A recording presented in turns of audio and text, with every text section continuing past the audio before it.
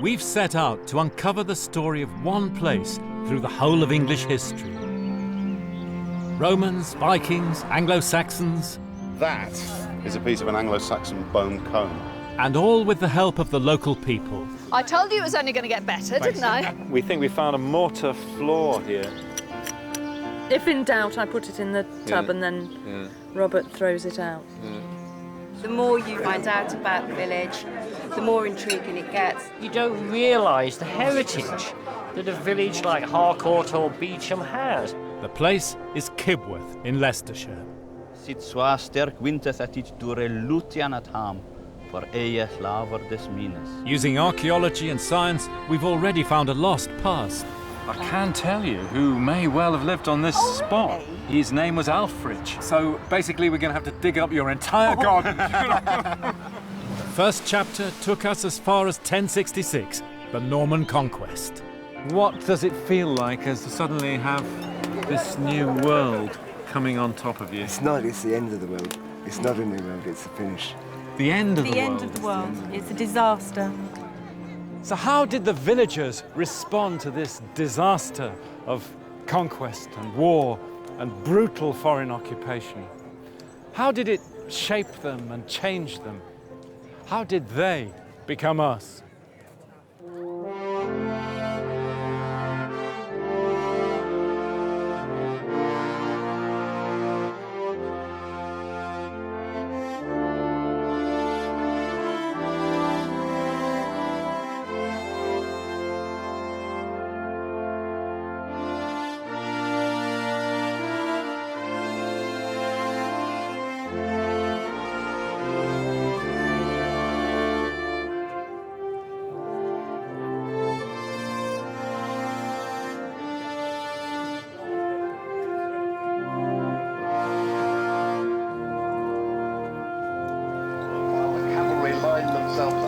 On October the 14th, 1066, Anglo-Saxon England fell to the army of William the Conqueror at the Battle of Hastings. Everybody's getting butterflies in their stomach. The fear is starting to bite.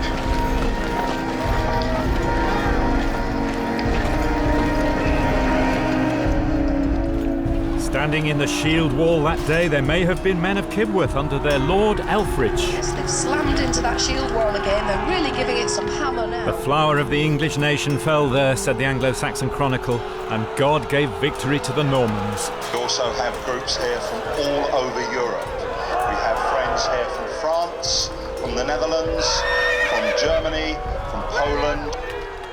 The Grandmesnil family are one of the big Norman aristocratic families. They're the warrior bands who come with William to fight for him, to make his new crown possible. Hugh Grandmesnil, he gets a huge cut of the new lands of England. He's given a large chunk of land in and around Leicestershire with the town of Leicester and the new Norman castle that's built there. And castles are one of the great innovations that the Normans brought to England. The Norman Hugh Grandmesnil now became the chief lord in Kibworth as the villagers passed under Norman rule, with a resident Frenchman.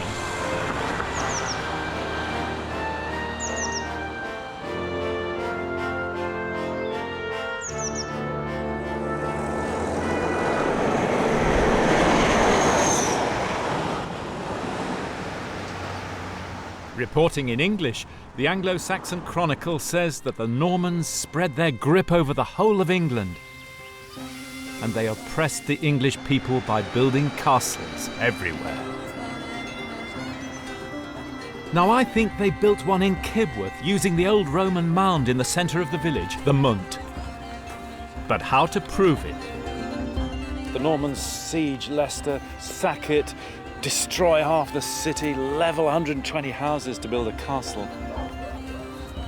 And in the hinterland, they build small castles, motte and baileys, earth mounds with outer enclosures. And here in Kibworth, one of the most populous villages in Leicestershire, that would be the context for building this here. You can imagine the Norman knights, them heavily armed like SAS men, tough as nails, press-ganging the villagers to dig the ditches, to throw this up, building the stockade on top, imposing a garrison locally.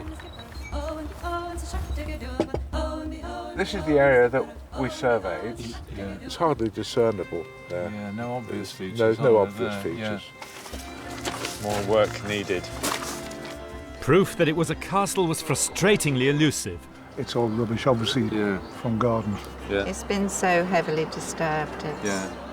I was still convinced that we'd got a Norman castle. In other places in Leicestershire where there's a Frenchman in the village, there's also a castle. We drew a blank with the Hallerton group. The site's been too badly damaged in the last couple of 100 years to be able to tell whether it's a Norman castle or not. But the evidence has to be there somewhere. And where better to look than in the great 18th century History of Leicestershire by John Nichols. Kibworth Church before the spire fell. And this is what the Mont was like in the 1790s. At the back of the Red Lion Inn, that's the Bobberley pizzeria today. A large mount encompassed with a single ditch, the circumference of which at the bottom is 122 yards, and the height in the slope of the mount about 18 yards. So it's a huge difference with what we see today. And then, this is really interesting, running away from it for 55 yards northeast, another ditch 3 or 4 yards deep. That's the crucial clue. Now, when you compare that with what you see today, surviving Norman castles like Hallerton here is almost identical, size and shape. And you draw that on the map of the village, then what you get is a Norman Motte and Bailey castle.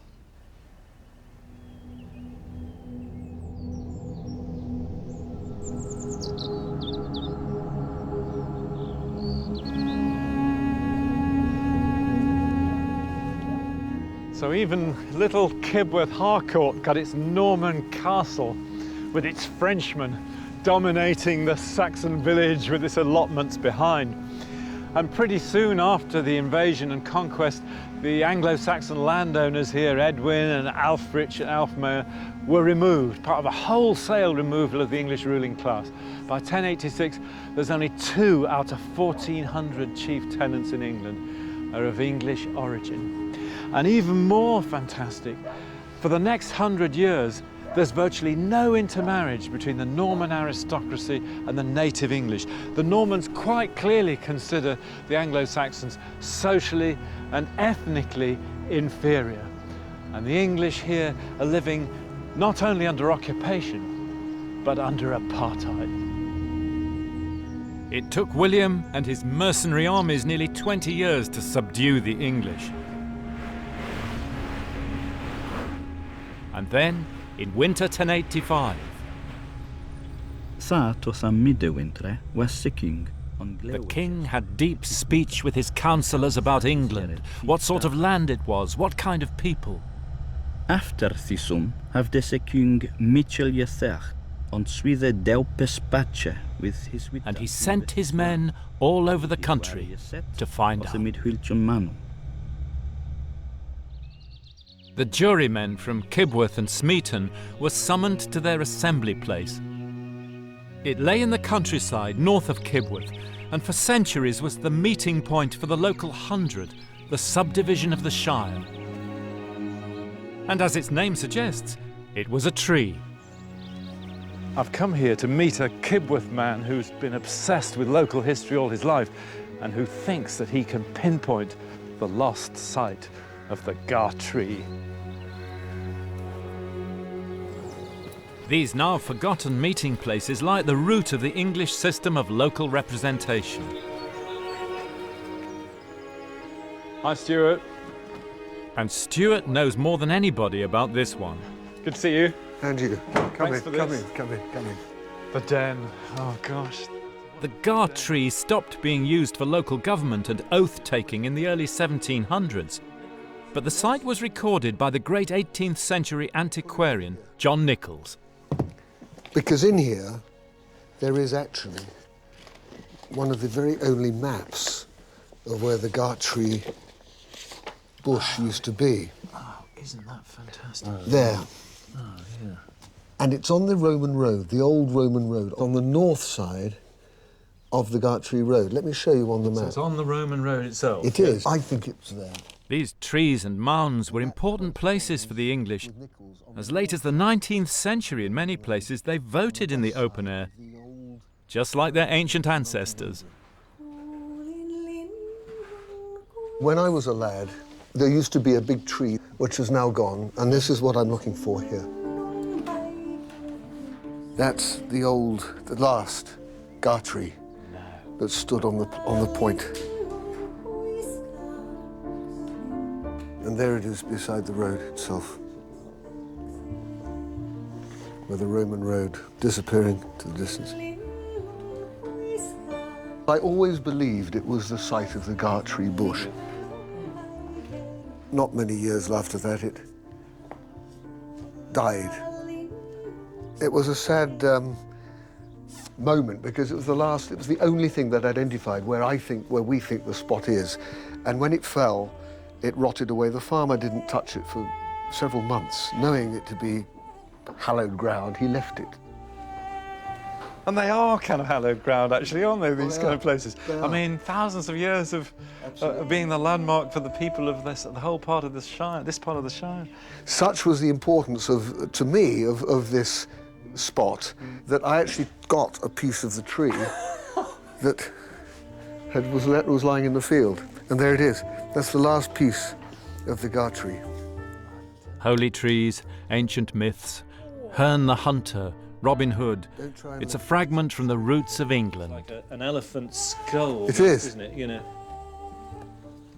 I took loads of aerial photographs through the years, and on one day when the sun was going low, one evening, I actually took a photograph of the crossroads. It was not until I got it developed and blown up, I actually saw what seemed to be an enormous mound on the site where the tree stood. But I think there's something ancient about that. Yes, that's amazing because the name, the Gartree, is probably Scandinavian, it's probably post-9th century. But the earlier English name is recorded in the Middle Ages, and it seems to be Mathelu or something like that. The Normans couldn't get the language straight, but it seems to mean that the speech mound or the meeting mound or the mound where people spoke. We should go and have a look. Let's do that. Can we? Yeah. The Gartree stood at the physical centre of the 100. It was a place known to everyone. Great view across the Welland Valley. Oh, it's absolutely fantastic, isn't it? Look at that. Across the Slawston Hills, the Caudles, over to the south bank of the Welland. Which I suppose is what you want for a moot place, isn't it? Exactly. And who's to say they didn't light a bonfire on the day when the moot was being held to summon people? Thorpe Langton and Staunton Wyeville, Church Langton, all the southern villages of the Gartree 100. Medbourne and Hallerton, and you can see through there even Market Harbour, and of course Kibworth, just over here, all connected. And all that... You would get the message whether it was by bonfire or signal, and the villagers would see where the point of the meet was, the moot site, they could see clearly. It must have been this time of year in 1086 that the jurors, the ordinary free men and, of these villages, including Kibworth, all came to this spot, maybe over a few days, to give all the information about themselves to the foreigners, to the Normans, with their English secretaries, presumably the collaborators who wrote all this down, including taxable information. I mean, that's what it is, isn't it? I wonder how accurate they were over there. The first real declaration of their inventory, the handover.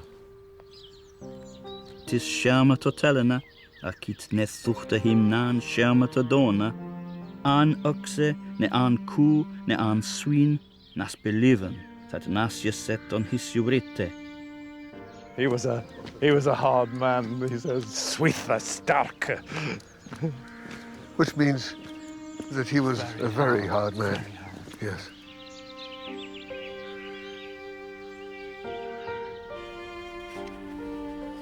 And afterwards, says the Anglo-Saxon Chronicle, all the results of the survey were brought to him. They're in the National Archive in Kew today, in Domesday Book. This is Leicestershire, and here you can see how it's organised.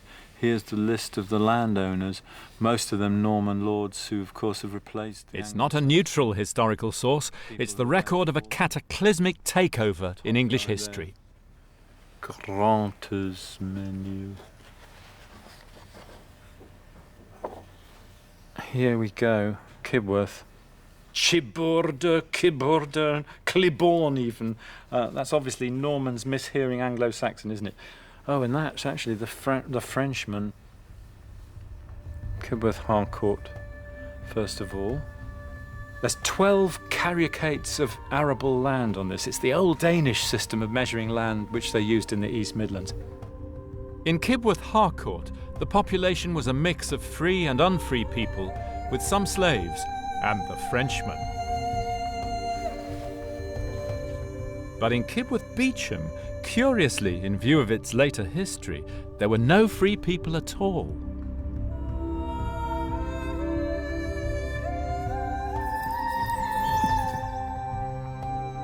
While in Smeaton and Westerby, the majority were free.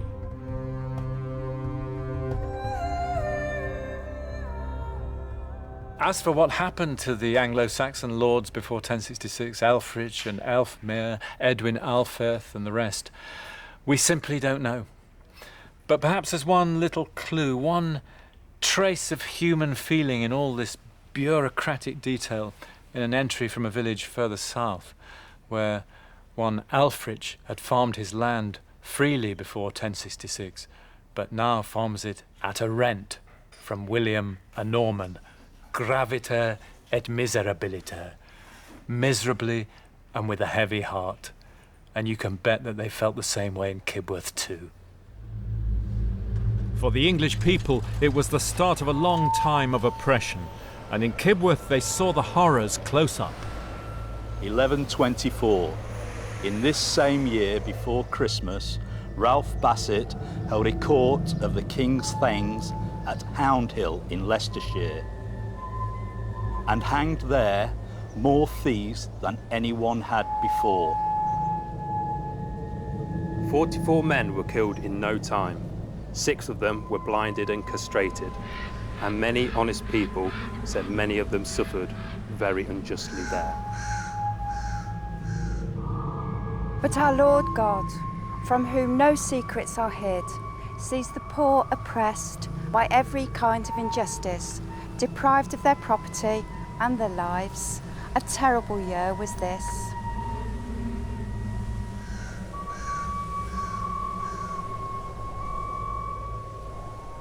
Beloved of Hollywood scriptwriters, the Norman yoke was not just a myth.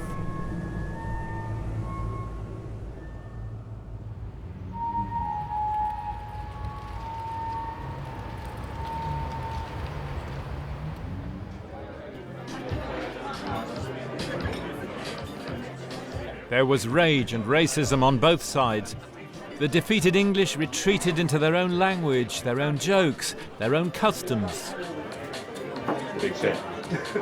To the Normans, the English were lazy, cowardly, treacherous, superstitious, not to mention their dog-like barking that passed for speech. But most of all, the Normans thought the English were uncontrolled boozers. And it's at this time that you get the first descriptions of that hallowed English institution which existed in every village, including Kibworth, the Domus Potationis, the alehouse, the pub. One Norman writer describes the interior of one of these places where the rustics sat at their tables and benches, and where, if you looked carefully, you could see little devils perched on the lip of every man's cup.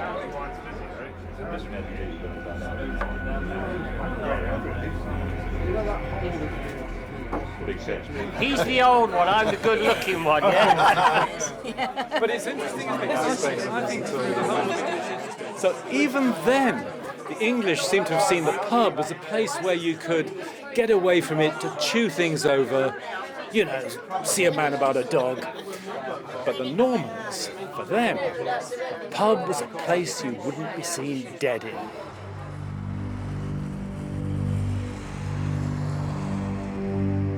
Kibworth in the 12th and 13th centuries was split between several Norman lords, two of whom have left their surnames in the village till today, the Harcourts and the Beauchamps. To get a picture of the village then, we have to turn to the maps drawn up by a later landlord who took over Kibworth Harcourt in the 1260s, Merton College, Oxford. God, that is absolutely fantastic, isn't it?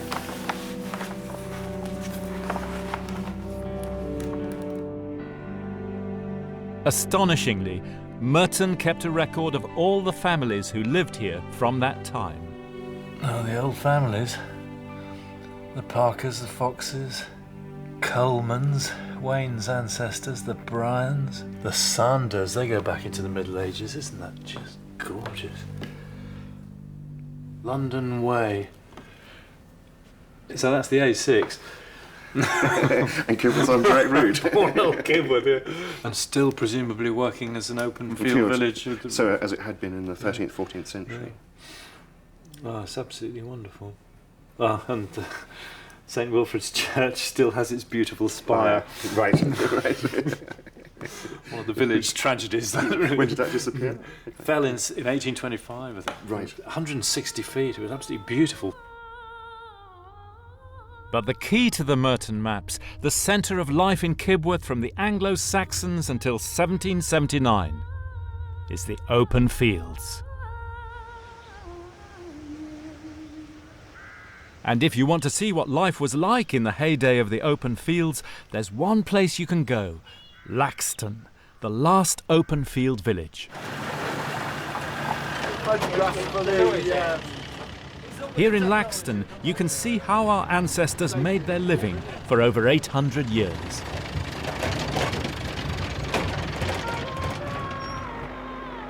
Everyone had strips in the open fields. Everything worked by cooperation, overseen by an elected field jury of 12 good men and true. So this is exactly what they did in Kibworth back in the 1200s and the 1300s. This is the field jury going out into the fields, check the width of the strips, hammer the stakes in, check whether one farmer's infringed on the other's fields.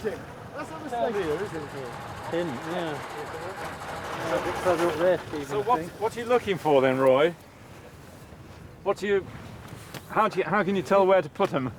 It's just on the edge of the curve of the field. The roadways should be 15 foot wide. Right. All these roadways, they should be 15 foot. If it's less than that, somebody's ploughed too far. Ah.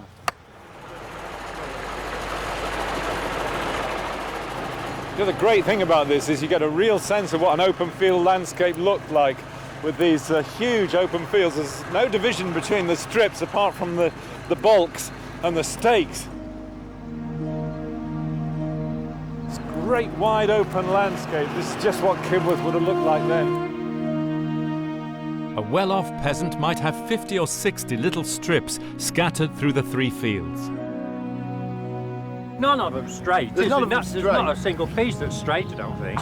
Not one. No. I know. Well, I always think it's to do with the land, because you can't plough the land. The soil changes as it goes across, and it pulls your plough. But if you keep ploughing it every time the same way, where it's gone one way, you keep going the same. Wow. God. The light land ploughs straight, and the strong land ploughs wide. Here at Laxton, you can get a sense of the communal effort of our ancestors, men and women, that was needed to maintain such a complex system. Straight line, look. Oh yes, yeah. Could have come to there, so he's left it. If it had been the other way, if it had come to here, he'd have been in serious trouble. I want somebody who knows what they're doing to go round there. Are you going that way, Carl? It's kind of a great image of the kind of medieval farmers of Kibworth going, I want somebody who knows what he's doing. You go down to the sheep's bottom and you go up to Blackwell Seek.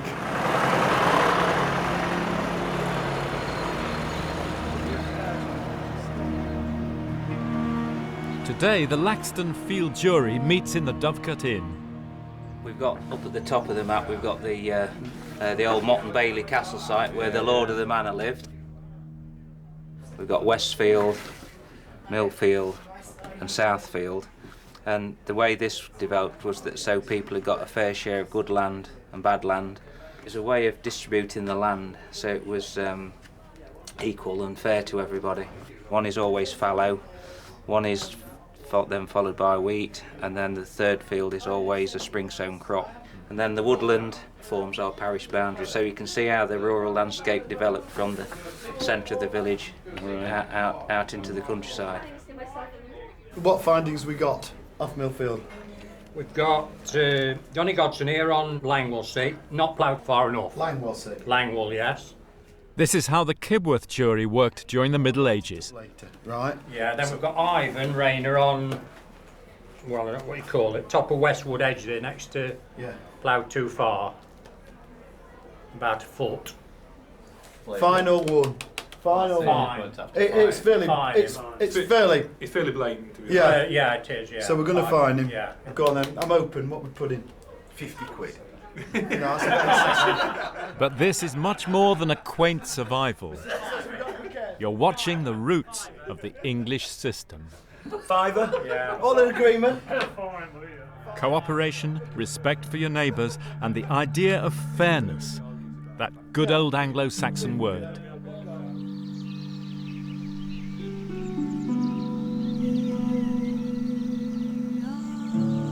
The Kibworth documents from the 13th century in Merton College paint the same scene. Easter 1270, meeting of the Manor Court of Kibworth Harcourt. Grant of land to Robert, the son of Richard the Parson. 8 acres in Kibworth Fields divided as follows. 1 acre on Little Hill near Roger White's strip. 1 rood upon Rayland near the land Rob Joy holds. 3 roods at Walworts near the land Hugh Hurtlebowl holds. 1 acre that sticks into Peashill Seek next to the strip of land held by Nicholas, son of Simon the Reeve. 1.5 roods on Pease Croft near Rob Joyce's land. Back then, the Kibworth jury probably met not in the alehouse, but in the church. Everything happens here. It's the focus of the parish. Parish officers are the public officials of the day. People meet here to sign contracts, get married in the porch. And that's particularly important, of course, when you've got a settlement with more than one manor, 3 or 4 manors, as is the case here. The parish church is where the whole community comes together. It's the powerhouse of the community in many, many ways. Witnessed here at Kibworth Church by Robert Knoll, Henry Wisehard, Richard the Huntsman, William Gunsey, Ivan, son of Roger of Kibworth, Sylvester, the village scribe. The 12th and 13th centuries were a boom time in England. In our big dig with the villagers, we dug an unprecedented 55 test pits across the village. The Buddha of archaeology seated there in contemplation. And after scanty evidence for the Romans, Saxons and Vikings, suddenly the village seems to become richer and more populous. As the Norman occupation opened new trade links with Europe.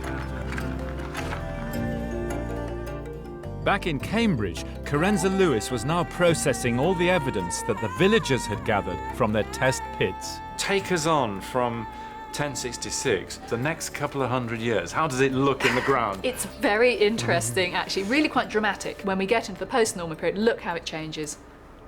Huge explosion of growth in all of the villages, really. Certainly Kibworth Harcourt, that looks like a nucleated village. By nucleated village, you're talking about a street with the houses along the street, a church. There's a kind of nucleus, and the fields are outside. This is what you're seeing for the first time, perhaps. I think absolutely. I mean, you can look at Kibworth Harcourt. There's a street running along there. Every single test pit, just about, that we dug along both sides of the road is producing pottery.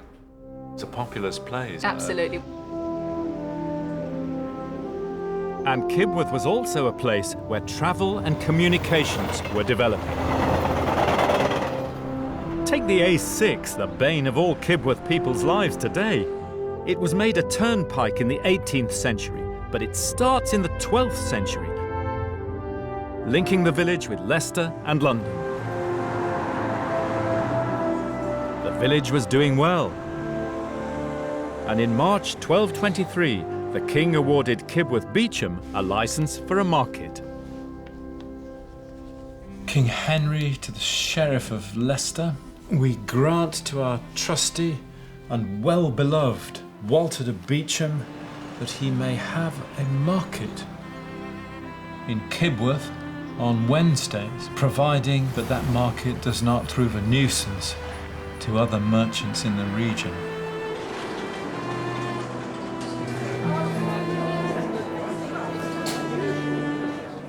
And at our history day in Kibworth High School, an unexpected source of new evidence came up for the beginnings of this boom time from local metal detectorists. You didn't pick up any coins from that period, did you? If I could find it, I've got an Ethelred II. Ethelred the Unready. That's the one, yeah. It's only a half cut. Yeah. They cut him in half for a penny just for short currency. change. Yeah, they're actually made with a voided cross, so you can cut across the line. So the Normans took over an already sophisticated coinage system. And in the next period, there's a flood of finds telling us about wealth and travel. Probably from Walsingham. You know, you've got this sort of plants there that I interpret at least as a sort of a lily pot on there, which is to do with the Annunciation of the Blessed Virgin. And then on the other side, a crown. Henry III gave a golden crown to the wonder-working image of the Blessed Virgin Mary at Walsingham. So that fits of fantastic, absolutely amazing.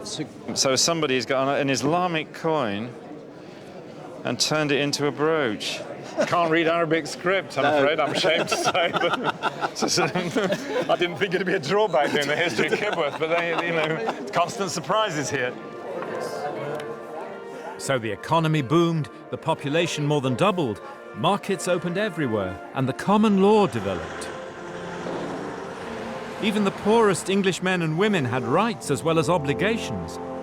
At this point in the tale, the community of the village becomes part of the community of the realm. In the early 1200s, new laws began to restrain rulers like King John. Most famous was Magna Carta.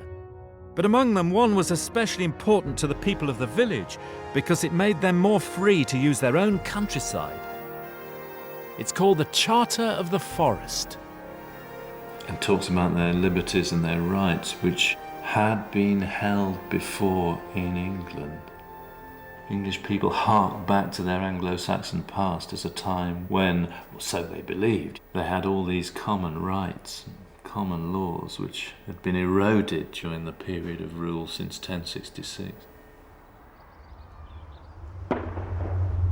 In 1264, these conflicts came to a head in civil war.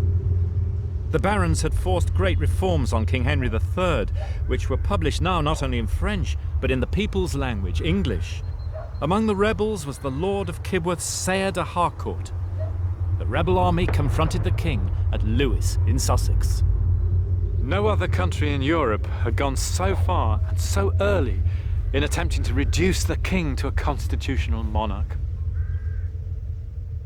To force the king to rule according to custom and law, to consult not only with his great nobles, but with the representatives of the shires like Leicestershire. The leader of the barons was the French-speaking Earl of Leicester, Simon de Montfort, an unlikely people's champion. He gives a speech to the army. He's a great speaker, de Montfort, epigrammatic and forceful. Somewhere on this spot, you're fighting for England, he says now, for honor, for God, for the Blessed Virgin Mary and the saints and the Holy Church. This revolution is almost a religious crusade to him. The clash was brief and savage. The king's army was broken, peasant soldiers cut the throats of knights in armour. The victory of Simon de Montfort here at Lewes unleashed a surge of elation among many, and for some an almost revolutionary fervour. England can once again breathe the air of freedom, wrote a poet in 1264. Liberty is theirs, and Englishmen who were once despised like dogs can now walk with their heads held high, their oppressors overthrown. So 2 centuries after the Norman conquest, the English people once more found their voice.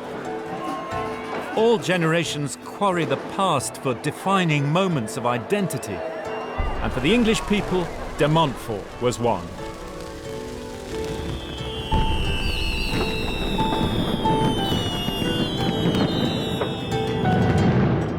Simon de Montfort had seized power from the king and carried through gigantic reforms of the realm.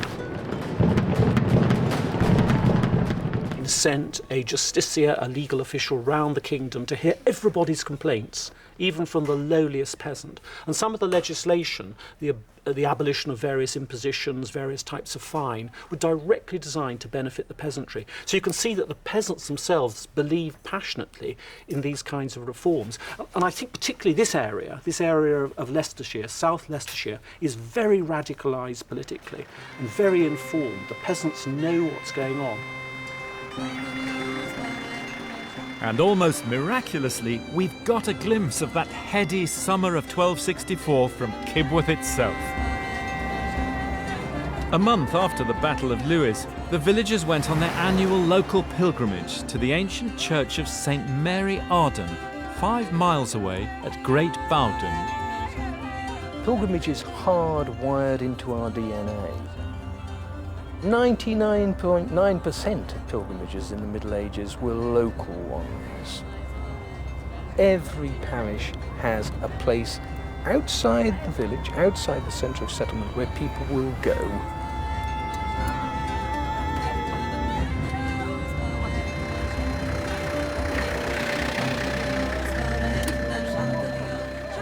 And that summer day in 1264, the people of Great Bowden, who were royalists, met the villagers of Kibworth with axes.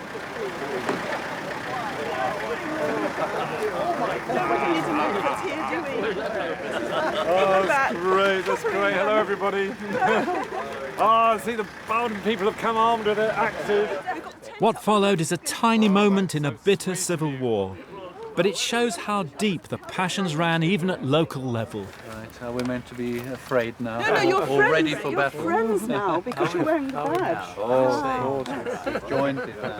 Of course, the king has been defeated at the Battle of Lewes the previous month. People of Kibworth come on their customary, whatever it is, pilgrimage or whatever. Graham's going to try and elucidate this for us.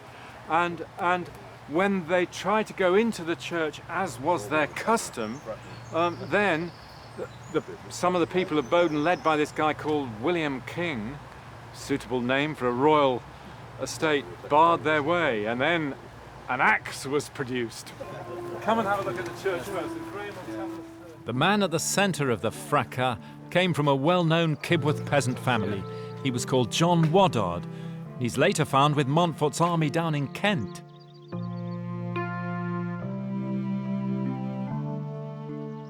Brought this back from Stoke Albany some years ago and put it here. Was it not originally? Oh, it was originally, but it was taken over there for care while... The locals at Great Bowden are now restoring this 17th century chapel, which was built from the remains of what was once the medieval mother church of Kibworth. If you imagine going back and back and back, this graveyard must have many, many thousands of burials in it. It's a huge churchyard. It's far, far bigger than one would need for a common or garden village church. It implies that St Mary in Arden is the regional mother church. A really important place in their religious calendar. When the people of Kibworth are coming here, it's Whit Monday. There were earlier processions of this type, not just Pentecost, but probably Easter, made by daughter churches of Anglo-Saxon minsters to their mother church. Wow. What we do nowadays at Easter, like you said, the clergy gather at the cathedral where the oil is blessed, and that's the chrism oil as well, and the clergy take it with them into the parishes. That's what's happened nowadays.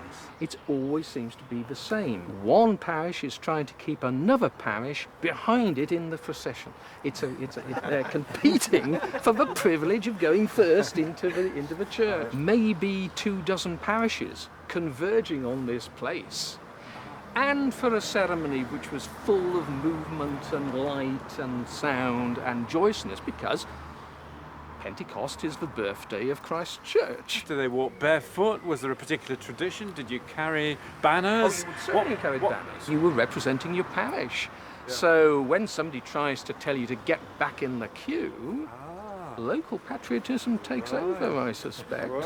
So I think anger, actually, probably, because if the king was captured, and this was the king's estate still at that time, so they would feel absolutely furious and really red raw with rage. And so it may have been a religious procession, but the people in Bowden could have felt quite differently about it and very, very angry. Yes. And I think that's what it was. And they come tooled up. They still do. They had axes hanging at their belt. In the National Archive, the record survives to tell us what happened here that day. When the men of Kibworth came to the church of Harborough to make their procession there, the foresaid William King of Bowden came to prevent them from proceeding into the church, and struck the foresaid Woddard with an axe and kill him if he could. And the foresaid John Woddard, perceiving this, turned round and struck the foresaid William in the head with an axe, so he afterwards died of that blow. And the jury actually loaded with people from Kibworth seems to have concluded that it was self-defence.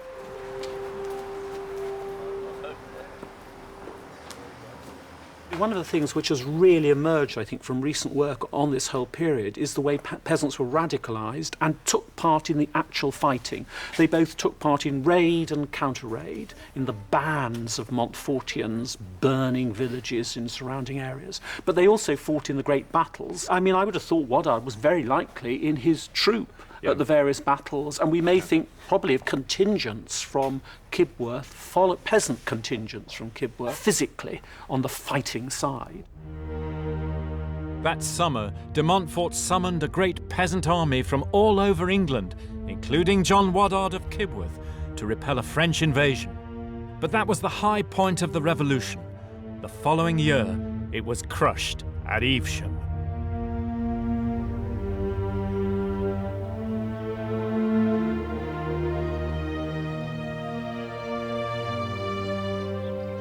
The rebels had fallen out among themselves, and finally de Montfort was trapped by his enemies. De Montfort arrived here in Evesham about 6 o'clock in the morning, and his army were desperate for rest. But soon afterwards they became aware that out on the green hill there, a large army was arriving. De Montfort sent his barber, Nicholas, up the abbey tower to see who they were.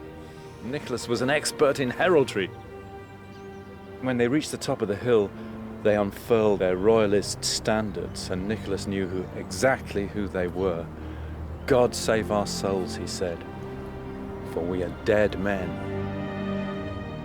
In the final battle, de Montfort was hopelessly outnumbered. And here we are on a 13th century battlefield. Why doesn't Montfort try to escape? He just wasn't made like that. He was a man of rigid discipline, both for himself and for his cause. In fact, he believed he was doing God's work. This is what he'd convinced himself of doing. So the revolution was God's work. The constitutional revolution was Yes. God's work in his eyes. It was, yes. That's amazing. Of course, when people become convinced that they're doing God's work, they're capable of anything. Yeah.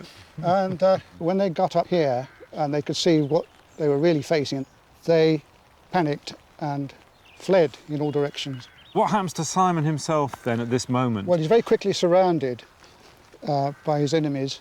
His horse is killed under him, and it's said that he was struck through the neck by a lance. Pretty nasty thing. And he, of course, fell to the ground.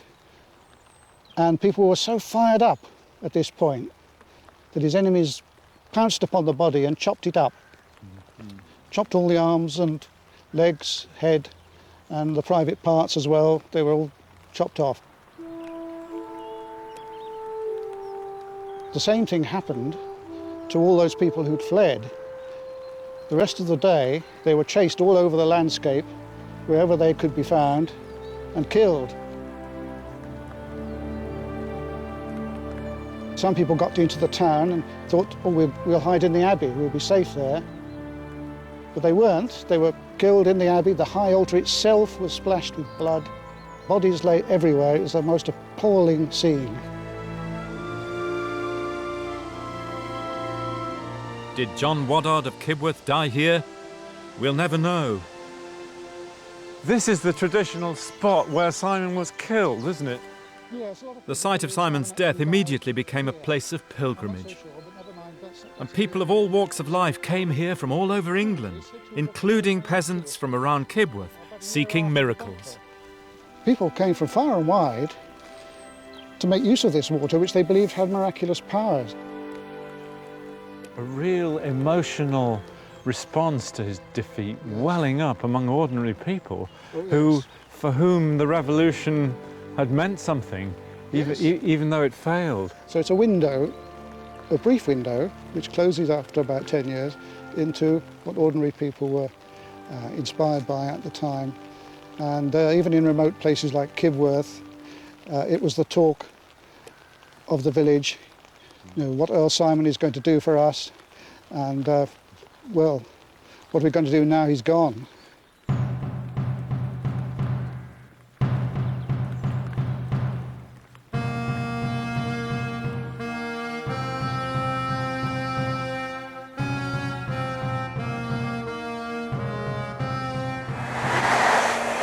After the battle, the king's men swept into the villages around Kibworth, which had supported de Montfort.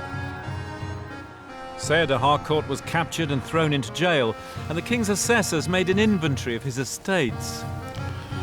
And this is the November 1265. This is Full of anger and bitterness towards Sire de Harcourt, the king demands to know what he possesses in his manor of Kibworth.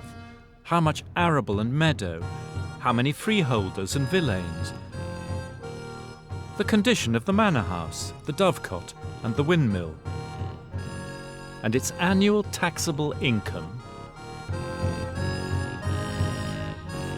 And in this time of vengeance, close to Kibworth, we can hear the voice of the peasants themselves. At Peatling Magna, a royalist called Peter de Neville sends a troop of men through the village, and the peasants stop them. They try and prevent them going through the village. And what Peter de Neville actually says, or alleges that they actually said, was that why are we doing this? It's because you're committing all sorts of seditions and treasons, because you're acting against the utility of the community of the kingdom and against the baron. The utility, the welfare, or something like that, of the community of the realm. Of the realm.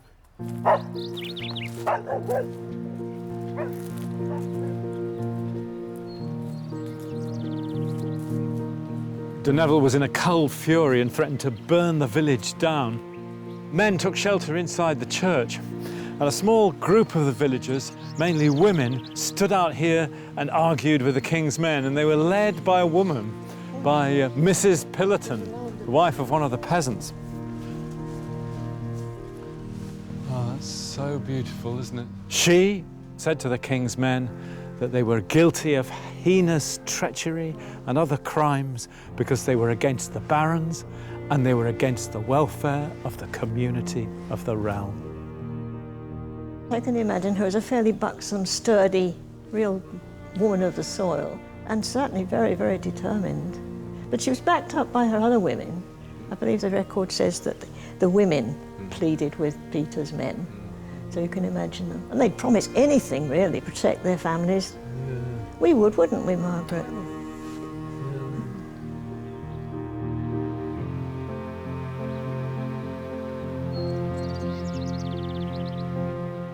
The king spared Sayre de Harcourt's life, but imposed a huge fine for his treachery. So Sayre was forced to put the manor of Kibworth Harcourt up for sale. With its new windmill, its dovecote, its freemen and villeins, and its 1,400 acres of prime arable, a fine piece of medieval real estate.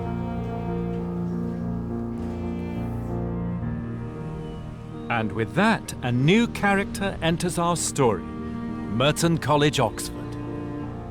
The college had recently been founded by Walter of Merton, a supporter of the king whose lands in Surrey had been plundered in the war by de Montfort's troops. Simon de Montfort is lost and is dead. And therefore, Walter de Merton knows that he's on the winning side. And so all the lands of the Montfortians, of whom Sayre de Harcourt was one, are in a poor way and heavily indebted. There's a document in the National Archive where the king says, "I have put aside my anger and rancour towards the said Sayre de Harcourt, and a swinging fine will do instead." So he has to sell. He has to sell up basically because he's been ruined. Yes. And Walter de Merton, who now realises he's on the right side, seizes the moment. That's right.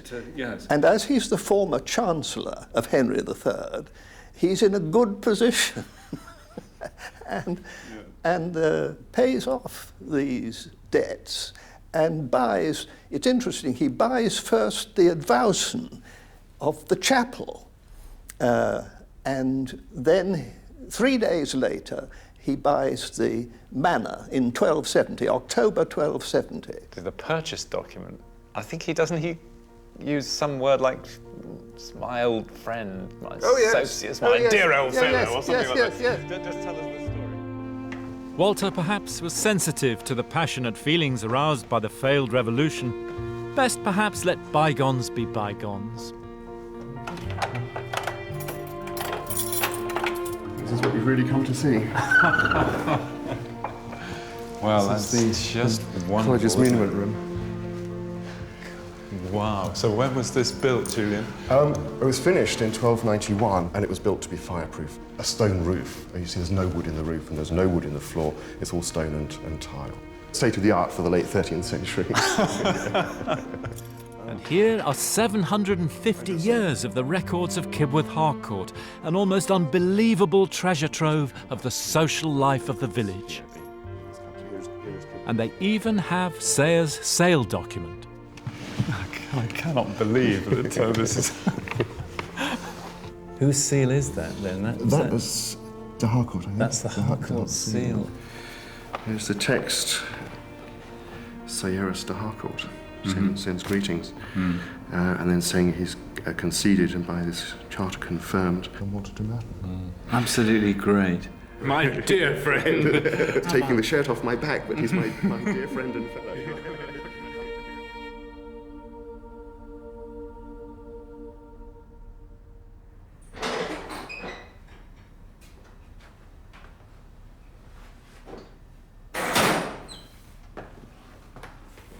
Across the courtyard is the early 14th century college library.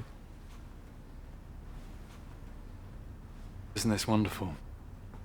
The oldest continuously functioning library in the world. And here is the earliest complete survey of Kibworth and its people. The magic of the parchment trail. It's one of those medieval documents where the life of the past and the life of the people of the past just comes leaping off the page. It's a list drawn up by the estate managers of Merton College in the 1280s. The first description of the village of Kibworth Harcourt. And in it are listed all the families of the village. The Poleys, we can trace them over 15 generations. The Browns, one branch of whose family will become aldermen in Coventry and wear the ermine, a fabulous case of medieval social climbing. There are 11 free tenants and their families. There's 27 customary tenants. They're people who owed part of their labour to their lord. There's 7 cottagers, people who did jobs in the village, washerwoman or the thresher. And there's a dozen other families who have no land. Wonderful snapshot of the village. Suddenly, with this, the village and its people come to life. And who better to introduce the Kibworth people of the past than today's villagers?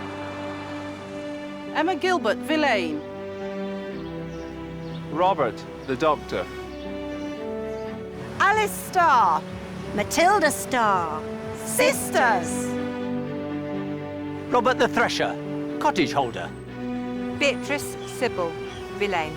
Henry Pole, Freeman. Richard Pole, Freeman. John Pole, Villain.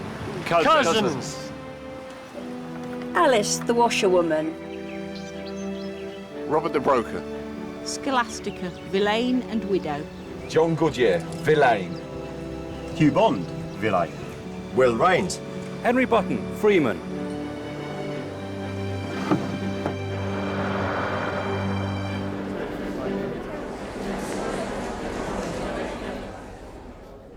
And for almost 750 years, the relationship has continued.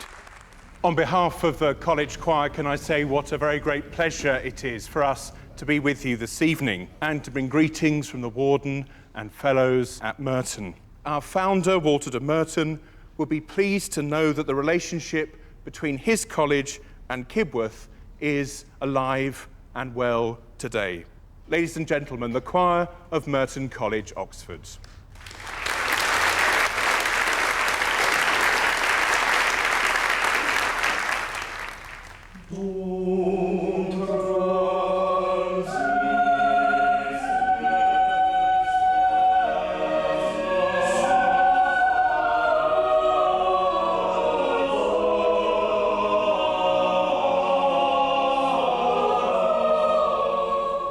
So that's how Merton College became the lord of the manor of Kibworth Harcourt after the triumphs and the tragedies of the Barons' War. By that time, in the 1260s, the people of Kibworth have already known Roman lords, Anglo-Saxons, Vikings and Normans. So how will it fare now with an Oxford college? And how will the villagers cope with the horrors that lie ahead in the 14th century, the most catastrophic in our history? That's the next chapter of the story.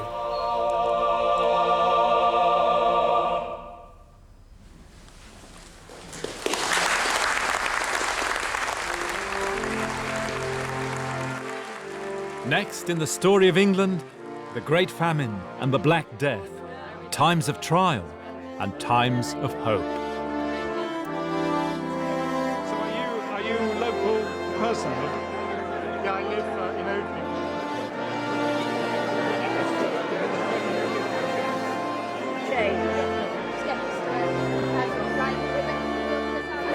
Somebody must have a fabulous sense of speech.